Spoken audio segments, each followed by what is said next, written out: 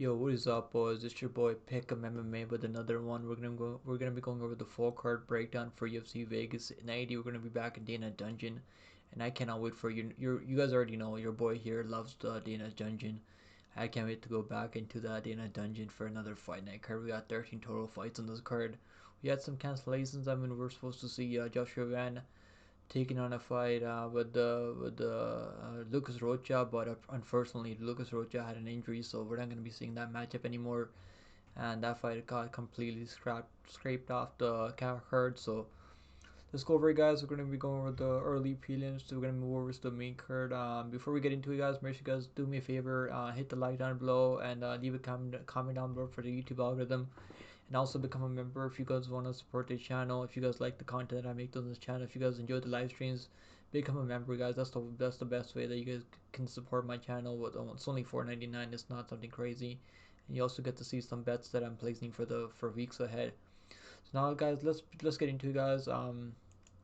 First fight on the card is gonna be Melissa Tonya Mullins taking on Nora Cornolle, and I'm taking Melissa Mullins here all day. I think she's gonna win this matchup. I think she's the much better grappler here. I'm just not sold on Nora Cornolle's game. I don't think Nora Cornolle's all that good. She was able to get that win over Jocelyn Edwards. Jocelyn Edwards was fighting in Cornolle's hometown in Paris, France. So Edwards, I think Edwards probably did enough to win that fight there, but judges didn't really see it her way. Cornolle was getting some head and arm throw takedowns. I mean, I guess the takedowns won her the fight, even though the odds were seeing the fight for Jocelyn Edwards. I mean, I don't think Cornolle did enough to win that fight either way, but they still gave it to her. They still gave it to Cornolle.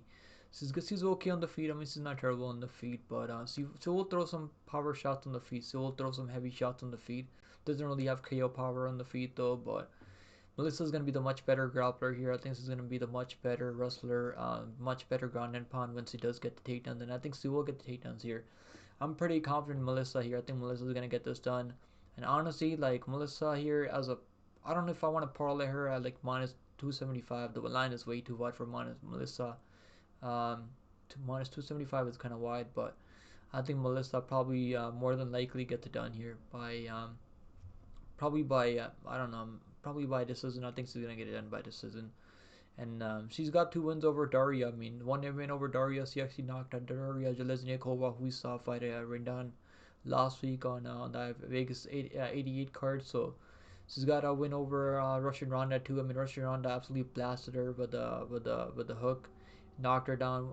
Melissa was in trouble early, but she's been getting rocked early, then still able to recover, still able to get it done. I like her toughness. I think Melissa's gonna get this done all day long. Melissa 30, 27, maybe 29, 28, because Nora Cornolle she can probably have success early. Either way, I think Melissa's gonna get this done. I'm pretty confident Melissa to win here. Alright, guys, up next we have Dylan Budka taking on Cesar Almeida. And Cesar Almeida, this is a striker versus a grappler matchup pretty much. Cesar Almeida has he's a lifelong combat sports athlete.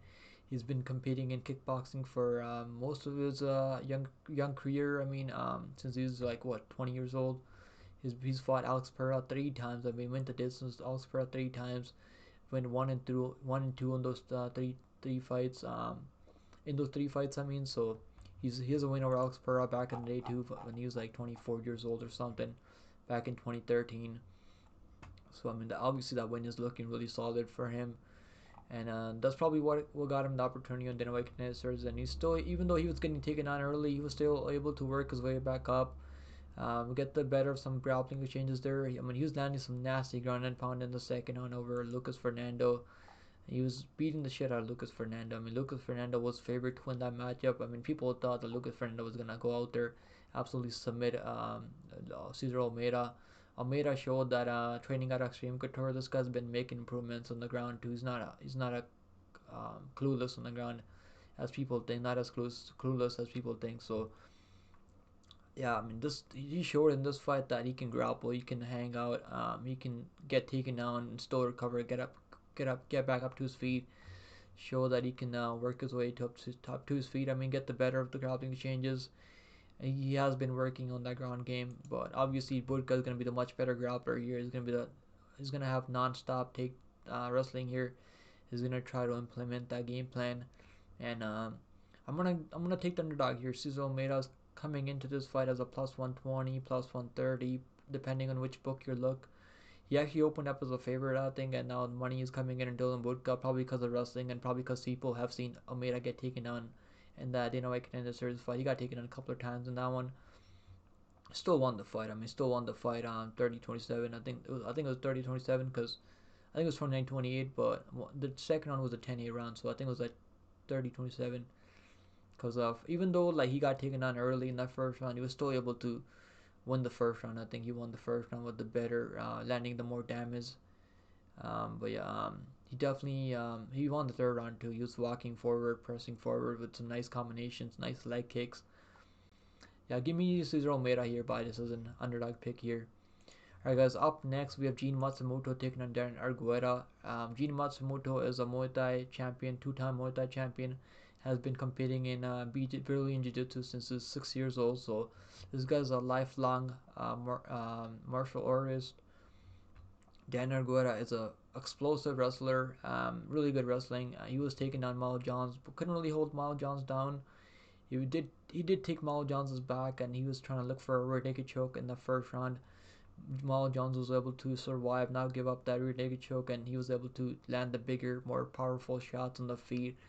And he rocked Argueta a couple of times in that fight. And Argueta on the feet is just not really all that clean. He just kind of walks into punches.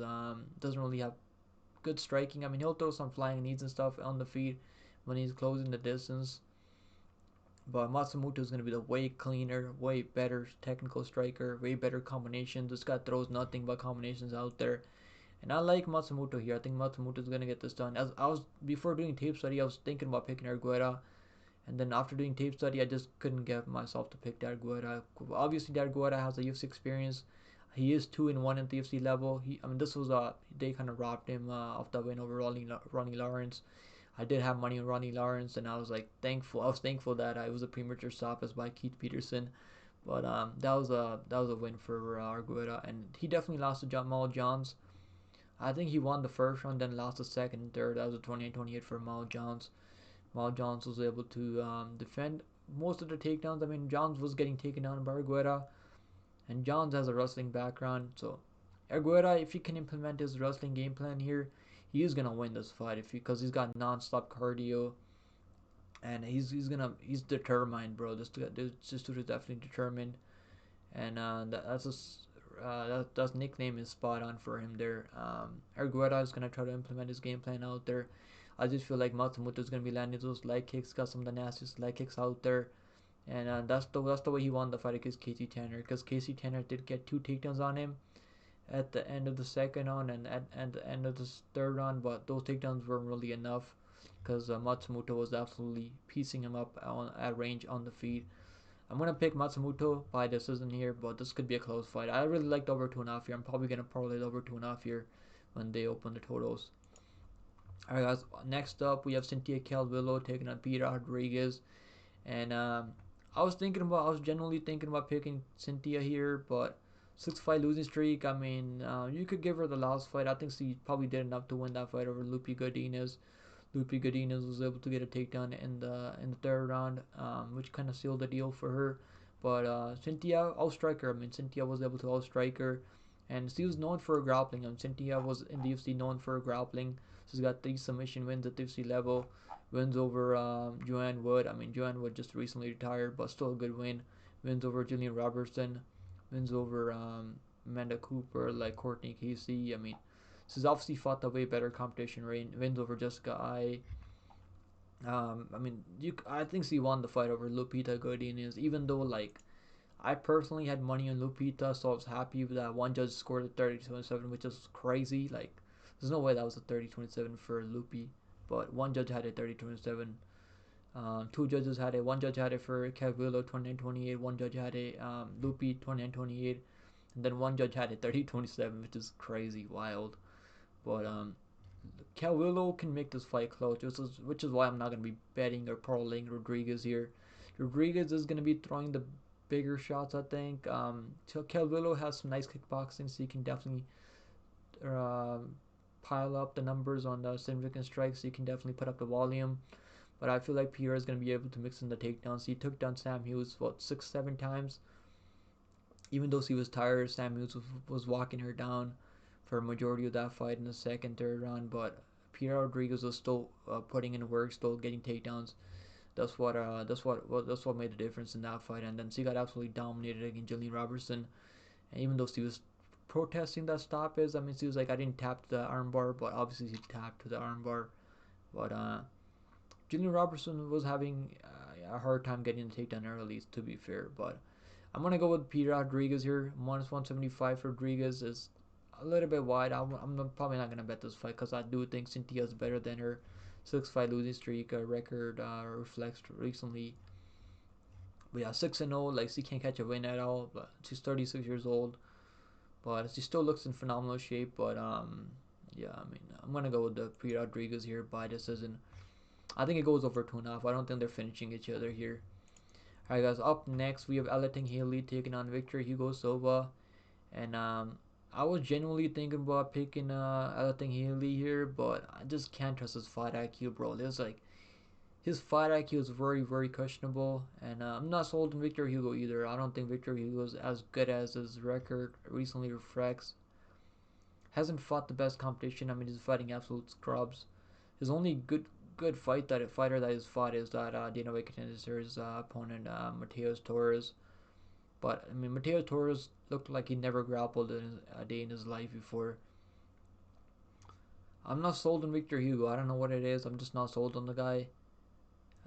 He's definitely dangerous. I mean, he's got so many submission wins, so many knockout wins, like 6 knockouts. I mean, he's got 8 knockouts, 9 submissions, 7 wins by decision. So definitely dangerous. He missed weight against Daniel Marcos. That's the guy that he's supposed to fight. He was supposed to make his UFC debut against Daniel Marcos, and I was picking Daniel Marcos in that one, even though the odds were getting closer in that fight. I remember. But yeah, this is the easier matchup than Daniel Marcos. Daniel Marcos was way more well-rounded. As much as I want to pick Victor Hugo Silva here, I'm gonna go with Alatengheili. I think Alatengheili, if he implements his game plan out there, if he wrestles, I mean, I think he's gonna be able to wrestle him and beat him by decision. I mean, he wasn't shooting takedowns against Chris Gutierrez until like the late third round.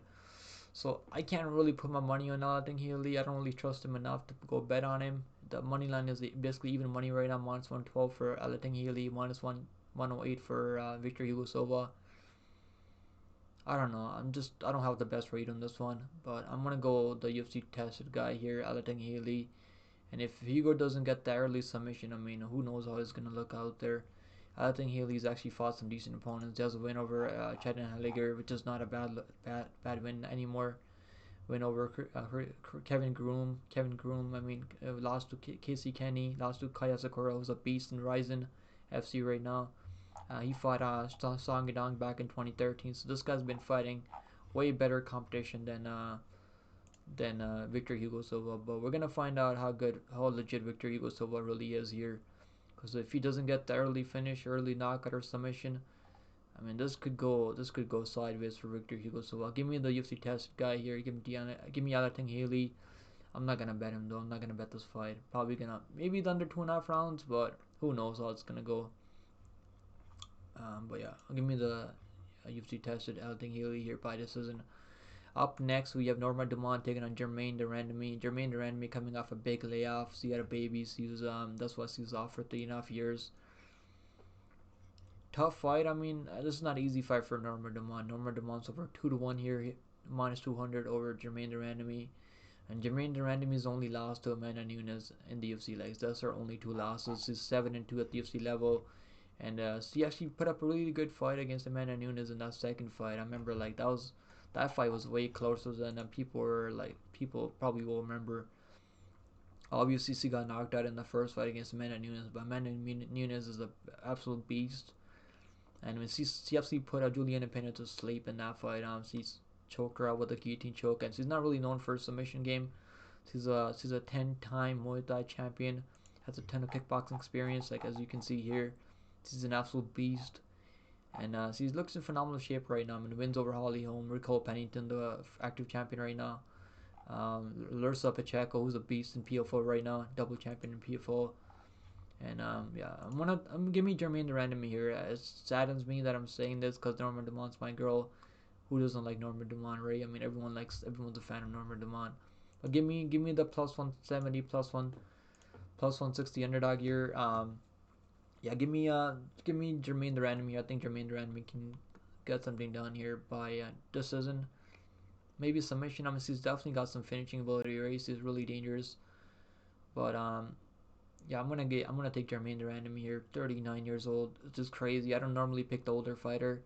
I think Germaine the Random can put up a decent fight in this one. Give me Randamie here by decision. That's gonna be the pick. Up next, we have Court McGee taking on Alex Morono. I don't want to spend too much time on this. I think Court McGee is absolutely washed up. Normally he's known for his grappling, but Morono just gonna be the better grappler here. He's gonna be the way better slicker striker, and he's the way better. He's gonna be winning minutes on the feet, and he might hurt him and then club him up, stop him. I mean, but give me Alex Morono by submission. I think Court McGee's gonna shoot a takedown him, and things are not really going well for him on the feet. I think he's going to run into a guillotine choke from Alex Morono. I think Morono's going to submit him by a guillotine choke. I'm going to say a second on submission for Alex Morono. I don't think Court McGee should be fighting anymore. He got absolutely slept by Matt Brown, who's got 10 of power. Matt Brown does have 10 of power, to be fair. He also got slept by Jeremiah Walls. He's been getting chinned in the first round, right? All these are first round. Like, he's been getting chin checked in the first round many, many times. Give me Alex Morono by probably like first round submission. I'm gonna say Alex Morono by first round submission. I think he's gonna catch him in a submission early. Money line is wide. I mean, minus 350 for Alex Morono is definitely wide, but I think Morono is gonna get this done by submission. First round submission for Alex Morono. Up next, we have Trevor Peak taking on Charlie Campbell. I mean, this is a tough fight because Trevor Peak is the former lock of the week. I locked him as underdog. I mean, he opened up as a dog in that fight. I remember he was a plus 142 underdog, and we locked him up. Went out there, got the job done for us. Couldn't get the knockout, but he absolutely dominated the fight, 30-27. And looked pretty decent out there. Trevor Peak was fighting at a controlled pace out there. He wasn't going crazy out there anymore. Charlie Campbell will be the better, more technical striker here. He's more slicker on the feet. I mean, he's been knocking people out. But I don't know if I see him knocking out Trevor Peak. I like Trevor Peak's durability. His chin is fucking solid, bro. I mean, Chepe Marisco was hitting him with some big punches, and Chepe couldn't really hurt him. Tough fight, man. Because Charlie was, I mean, he was close to knocking out Chris Duncan. He rocked him a couple of times, knocked him down like 3 times or 4 times. I can't remember how many times he knocked him down. Then he was trying to get a finish over Chris Duncan. He got way too excited. Walked into a straight right from Duncan and got slept, absolutely folded in half. Give me Trevor Peak at plus 200. I'm going to take Trevor Peak here. This is definitely kind of biased. I'm somewhat biased in this pick, if you guys can't tell. But yeah, give me Trevor Peak. I think his durability will hold up, and I could see him landing something crazy later in this fight and hurting Charlie Campbell here. Give me Trevor Peak by KO TKO. That's going to be the pick here. Definitely risky because Charlie is a really slick striker and he's more technical on the feet. I mean, but this is probably gonna be a standout fight, and I don't think Charlie's gonna be shooting takedowns in this one. Give me the more durable guy, Trevor Peak, plus 200. All right, guys. Up next, we have Łukasz Brzeski taking on Valter Walker. This is Johnny Walker's brother making his UFC debut here. He was supposed to make his UFC debut against Jay Collier, I remember, and yeah, it was supposed to be Jay Collier, and Valter had to withdraw from that one, and Muhammad Usman was the one stepping in short notice, took on that fight with Jay Collier for that in that spot there. Now he's making his UFC debut against Łukasz Brzeski. I'm not completely sold on Walker yet. This is the guy that can wrestle. He's not like his brother that's gonna go out there and just not gonna wrestle at all. Walker's he'll mix in some takedowns. He'll like take people down and throw some ground and pound and stuff. His striking is not as technical like his brother. Like, I don't think his brother has the best striking defense either. But Walker has a better chin, I think, than his brother. But he's not that slick on the feet. I mean, Łukasz gonna be the better technical striker here. But I think Łukasz got robbed against Martin, but they actually had a 5-unit play on Brzeski, and they absolutely robbed my boy Łukasz Brzeski. I live bet Brzeski live. That's why I don't live bet anymore. Like, cause you never know how these decisions are gonna go. But I live bet on Martin Berde, 5 unit play on look Brzeski -130. Even though Berde got outstruck by like 60, 70 strikes, the judges still gave it to Martin Berde for some reason. I have no clue. I have no clue why they gave it to Martin Berde. But I think Brzeski got robbed in that one. He should be 2-1 at the UFC level. But yeah, Walker, I think the difference is gonna be in the wrestling. I think he can take this guy down and look for a ground and pound. His cardio is honestly not terrible. I've seen him go 3 rounds before. I think his cardio might hold up here. So give me Valter here by late TKO ground and pound. I think you can get him out of there with the ground and pound. That's gonna be the pick. Valter by TKO is gonna be the pick here. Alright guys, up next we have Ignacio Bahamondes taking on Christos Giagos. Give me Ignacio Bahamondes here. I've been fading Christos Giagos for most of his UFC career. Every time he takes on someone that has decent cardio. Rookie Glenn is chinny. I mean, we all know Rookie Glenn is really chinny. And he actually rocked Joe Huber. I remember Giagos rocked Joe Huber. Joe Huber was my lock of the week on that one. We had Joe Huber inside the distance. We had him Joe Huber by KO. I was all over Joe Huber. My money was all over Joe Huber. So, I mean, the first round was tricky because Giagos looked decent in that first round. He rocked Joe Huber early. Joe Huber was able to work his way back into the fight. He actually dropped Giagos, and Giagos shot a takedown on him. Ran into that anaconda choke. Yeah, Giagos, he makes a ton of mistakes when he's tired and he's hurt out there. Doesn't make the best decisions out there. He's 34 years old now, fighting at 155. And give me Ignacio Bahamondes. I think Bahamondes is going to get this done. Bahamondes over -30 to 1 here. -300 here. I don't know. Maybe I don't mind parlaying Bahamondes. I think he's only 26 years old. He trains with Bilal Muhammad and those guys over there. I think Bahamondes is going to get this done by inside the distance. I'm pretty confident Bahamondes to win here. I think Bahamondes gets it done. Probably by club and sub. I'm going to say club and sub. Submission for Bahamondes. He might even knock him out. Bahamondes does have some nice kicks and wheel kicks. Like you guys remember when he knocked out Roberts with a nice wheel kick in the third round? Like that was crazy. Yeah, I mean he was absolutely beating the shit out of Will Roberts. I mean, win over Rangju. I mean, that's a solid win. Rangju's also made his. He also got signed to the UFC off what's it called? Rangju just got signed to the UFC again. Road to the UFC. Yeah, road to the UFC. Yeah. Rangju's also in the UFC now, so that's a solid win right there. Win over. Split decision to John McDessie. I mean, John McDessie is a tough veteran. And that was his UFC debut, so John McDessie is not an easy fight out there. Give me Bahamondes. I think Bahamondes is going to have the better cardio, better durability, more finishing ability. Giagos is definitely dangerous in the first round. If it goes past the first round, I think Giagos is cooked. I think it's definitely cooked. I think Bahamondes is going to smoke him later. Bahamondes by club and sub. Give me Bahamondes by second on submission here. That's going to be the pick. Up next, we have Morgan Charriere taking on Chepe Marisco. Give me the dog. Give me Chepe Marisco. Give me Machine Gun Marisco here. Charriere is gonna be the more technical striker. He's gonna be really slick on the feet here. Has a ton of finishing ability. Has a good chin, better chin than Chepe Marisco. But even though I say that, we don't know how Charriere would do if he fought guys like Brito and those guys like. If he fought guys like who was I thinking about? Yeah, Marisco's fought some decent guys. I mean, he's got a win over Yusuf Jalal. He's fought some Bryce Mitchell. I mean, lost to Bryce Mitchell. Pat win over Pat Sabatini. Yusuf Jalal. I mean, that Yusuf Jalal win is aging really well for him. He got started by Jordan Brito, but who isn't Jordan Brito going out there and finishing? Jordan Brito out there finishing almost everyone, unless you're like Diego Lopez or Bill Algeo. Like those are the only two guys that Brito hasn't finished at the UFC. I mean, he got absolutely starts by Steve Garcia, but Steve Garcia has shown a ton of finishing ability at the UFC level. He's got 5 wins, 3 by knockout. I mean he's got all 4 wins by knockout in the UFC. So Steve Garcia, I mean, lost to Steve Garcia isn't honestly terrible.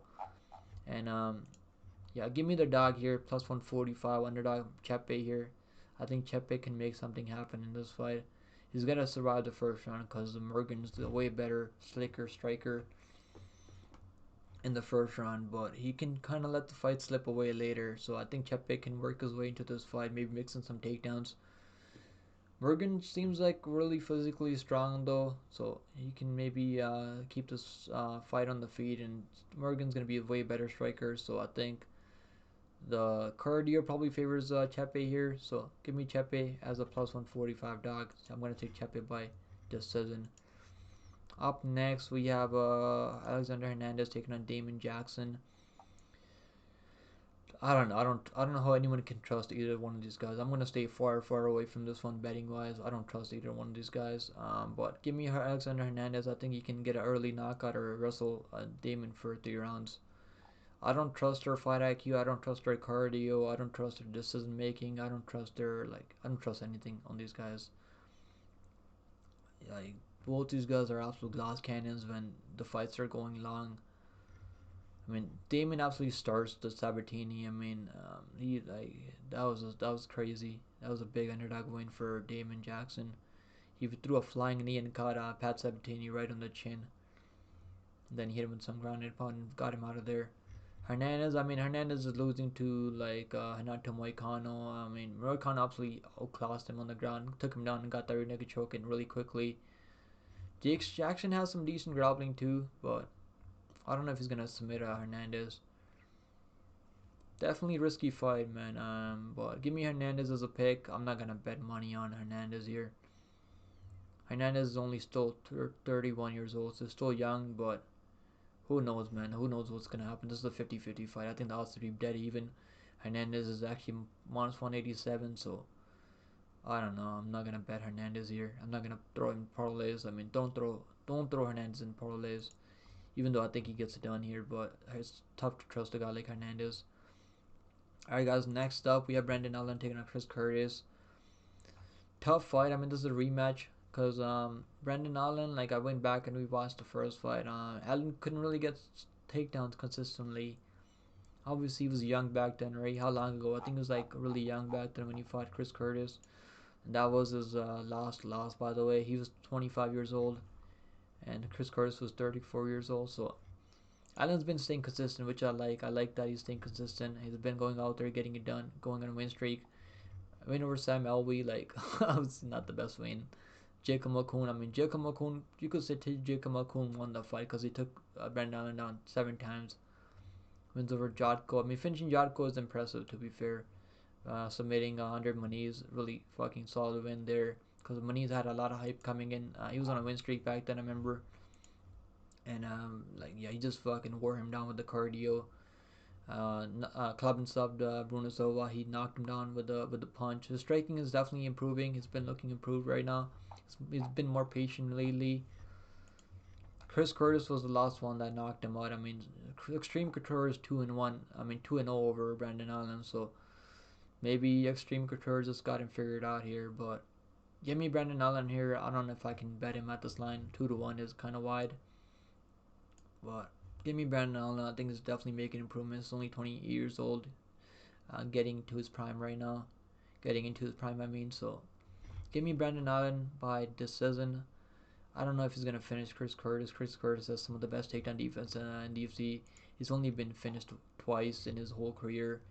And never been finished at the UFC level. He got finished by, he got knocked out by Ray Cooper. I remember back in the day PFL tournament.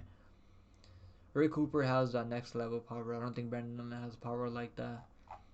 Give me Allen by decision. I think this could be a close fight. I'm not going to put money on this one. For betting wise, it's probably dog or pass. I mean, Chris Curtis knows he can get it done over Allen. He's already got it done before he knocked him out clean. But give me Brendan Allen. I wouldn't say I'm biased. I think Allen's making improvements right now. Chris Curtis is slowing down recently. He went to split with Marc-André Barriault. I actually picked Marc-André Barriault in that one. But Barriault just didn't do enough to win that fight. He could have won that fight if he just threw more output out there, like he normally does. But Chris Curtis is so low volume lately. He hasn't been throwing enough volume lately, and he was losing that to that Buckley. I was losing to Buckley too before he caught Buckley with a punch. Yeah, Hermanson was just able to stay on the outside. I think that's what Allen can do: stay on the outside, throw some head kicks like he was doing in the first fight. just piece him up from distance. Like, why would you trade with this guy in the pocket, right? That's where Chris Curtis hurt him in that first fight. He caught him in the pocket. So Allen's got to be careful when he's trading in the pocket, because Chris Curtis does have that power when he's exchanging in the pocket. Chris Curtis does way better boxing, way cleaner boxing, has a better chin, I feel like, than Allen. Yeah, give me Brandon Allen by decision. So guys, those are gonna be the picks, and I appreciate you guys watching, and